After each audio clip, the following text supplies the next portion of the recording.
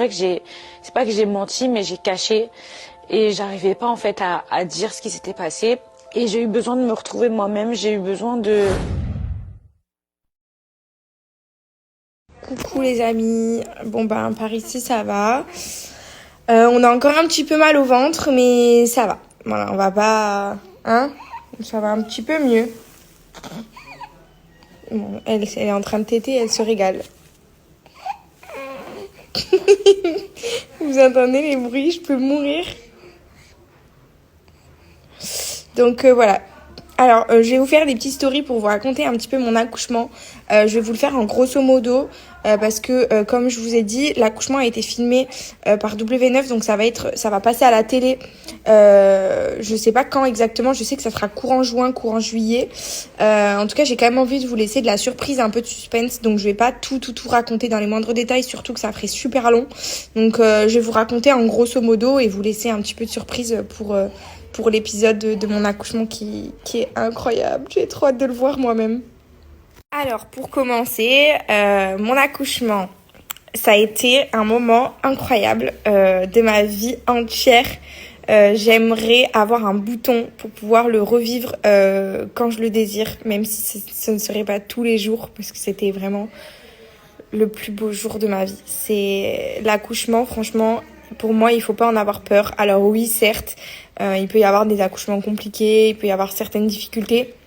J'en ai eu d'ailleurs, j'ai eu un accouchement quand même pas évident, mais j'en garde un souvenir incroyable, donc c'est que c'est pas si dur et je suis prête même à refaire des enfants tellement c'est incroyable. Du coup, franchement, je vous dis les filles, c'est un moment de ouf et il faut pas avoir peur. Plus vous allez être zen, plus vous allez être détendu, pas stressé et mieux ça va se passer. Vraiment, prenez-le comme la première rencontre avec votre bébé et ça, c'est magique. Alors du coup, commençons par le commencement. Je suis arrivée à l'hôpital, donc à la maternité, un mardi soir.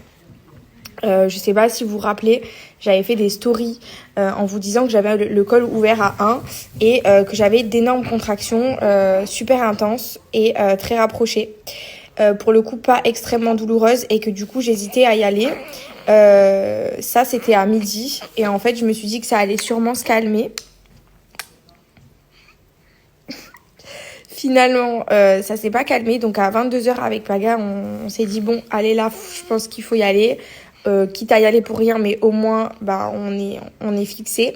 Donc quand on est arrivé à la maternité, on m'a direct mise dans une salle avec un monitoring pour vérifier les contractions, l'intensité, à quel point elles s'étaient rapprochées, etc. Au monitoring, les contractions étaient bien visibles. Elles avaient environ entre 2 à 4 minutes de séparation entre chaque contraction. Elles avaient une intensité quand même forte. Je dirais que ça ressemblait à un début de travail. Donc on m'a gardé quelques heures pour vérifier mon col et voir si le col se dilatait ou pas. Il se trouve que le col ne se dilatait pas, il est resté à 1 et les contractions commençaient à s'intensifier en douleur. Donc je commençais à avoir mal. Et en fait, on avait pas mal de routes en voiture pour rentrer à la maison. Et c'est vrai qu'à la maternité, on m'a dit, bah franchement, autant rester et rentrer demain parce que là, vous allez rentrer en voiture, ça va ne faire que vous intensifier les douleurs et vous allez certainement revenir parce que vous allez avoir beaucoup trop mal. Donc restez la nuit et on verra demain si le col a bougé. Sinon, bah vous rentrerez chez vous. Du coup, il se trouve que je suis restée dormir. On m'a examinée des dizaines de fois, voilà, pendant 24 heures. On m'a examiné des dizaines de fois pendant 24 heures et il se trouve que le col n'avait pas bougé au bout de 24 heures et les contractions étaient toujours bien présentes, toujours très intenses, toujours très rapprochées. Donc j'étais en mode... je dirais que c'était un faux travail, mais c'était un faux travail d'une femme qui était prête à accoucher tout simplement. Sauf que mon col ne voulait pas collaborer, voilà, tout simplement. Je vais vous dire très clairement que ça a duré 48 heures. Donc, je suis restée à l'hôpital 48 heures avec des contractions de faux travail, des douleurs hyper intenses, pas de péridurale. J'ai dû attendre et on m'a examiné des vingtaines de fois parce que c'était presque toutes les heures qu'on venait vérifier mon col parce qu'en vue des contractions, bah, on s'est dit qu'il y avait un moment donné où le col allait forcément s'ouvrir. Sauf que pas du tout. au bout du 3e jour, j'étais censée potentiellement rentrer chez moi avec les contractions. Étant donné que c'était considéré comme un faux travail, on s'est dit que peut-être des Doliprane, des Spasfon feraient effet. Sauf qu'au moment où on imagine un retour à la maison, au monitoring, on aperçoit une chute, un ralentissement du cœur du bébé qui a duré peu de temps, mais qui est hyper dangereux quand même. Donc ça reste à vérifier. Et là, la sage-femme est rentrée dans ma chambre et m'a dit que j'allais sûrement rester 24 à 48 heures de plus à l'hôpital pour vérifier le cœur du bébé, même si le col ne bougeait pas. C'était important de vérifier, etc. Du coup, je vous avoue qu'au bout d'un moment, je commençais un petit peu à avoir très mal. Psychologiquement, ça commençait à être très dur. Donc, on attendait. Ils voulaient pas me déclencher parce qu'ils considéraient que le poids du bébé était encore pas assez gros, d'après les estimations qu'on m'avait données. Sauf que vous avez compris que j'ai sorti un bébé de 3,2 kg un mois avant et que à la naissance, il aurait été estimé à plus de 4 kilos à terme. Donc je pense que la nature a été tout simplement bien faite. Du coup, vous l'avez compris, en gros, psychologiquement, physiquement, ça devenait super dur. Et je me suis dit que de rester 24-48 heures encore comme ça, si les contractions ne se calment pas, ça allait être vraiment trop compliqué pour moi et qu'il fallait peut-être envisager un déclenchement. Donc j'ai demandé à la sage-femme d'appeler ma gynécologue, qui est donc venue directement me voir en sachant que ça c'était quand j'ai su qu'on allait rester à l'hôpital encore 24-48 heures, c'était le matin et on imaginait que les contractions allaient se calmer. Attends, mon bébé, il a encore mal au ventre, mon cœur. On imaginait que les contractions allaient se calmer. Du coup, finalement, les contractions ne se calmaient pas puisque la gynéco est venue à 17h, il me semble. Et depuis le matin, donc elle a bien regardé mes monitorings et quand elle est rentrée dans la chambre, elle m'a dit ouais, effectivement, il n'y a rien à faire. Elle m'a dit si ça fait 3 jours que ça reste comme ça, on peut pas vous laisser en souffrance.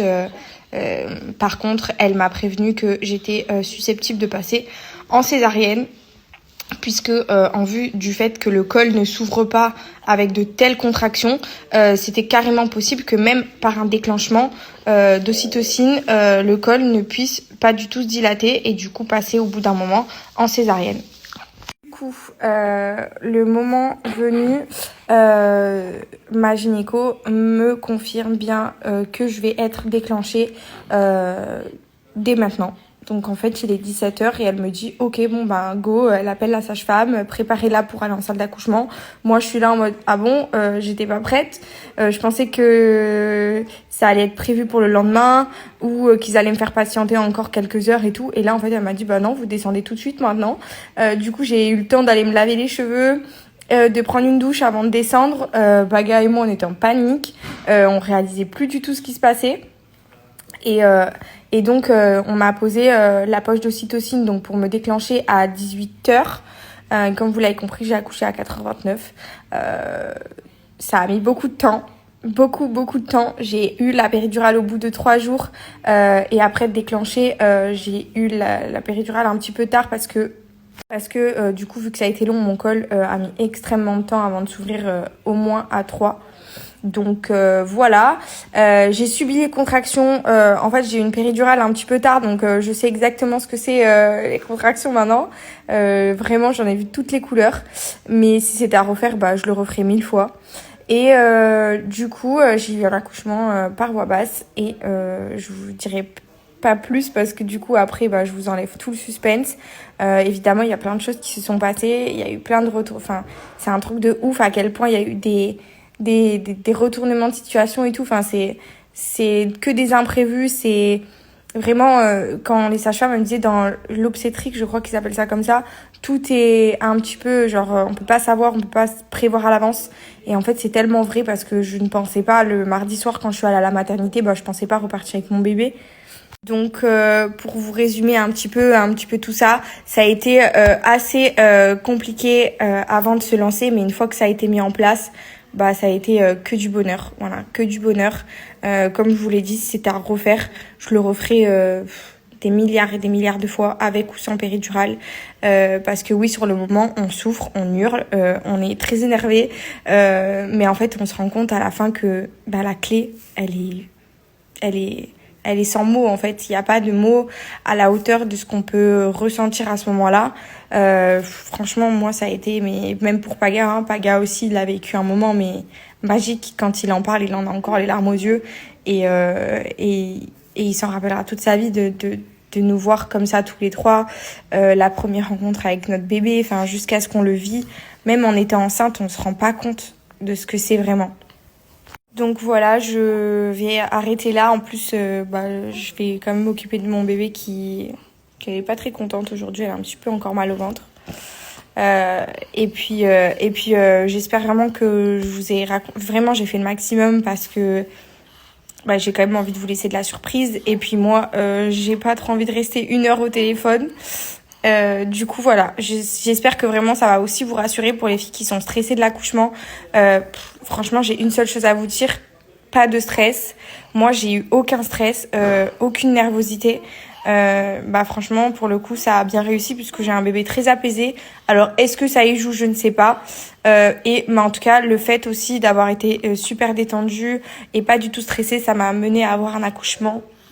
Même si mon col il a pas travaillé au début et tout, j'ai vécu un moment incroyable avec Paga, ça s'est très bien passé.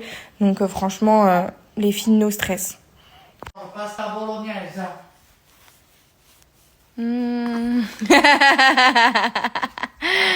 Merci bébé. Miam. C'est le meilleur bolo que tu mangeras de ta vie, bébé. Merci. Vraiment. Et là, merde. Je vous jure que c'est pas parce que c'est le bébé de mon ami et que je l'aime quoi qu'il, mais je n'ai jamais vu un bébé si beau. Genre, le visage, tout.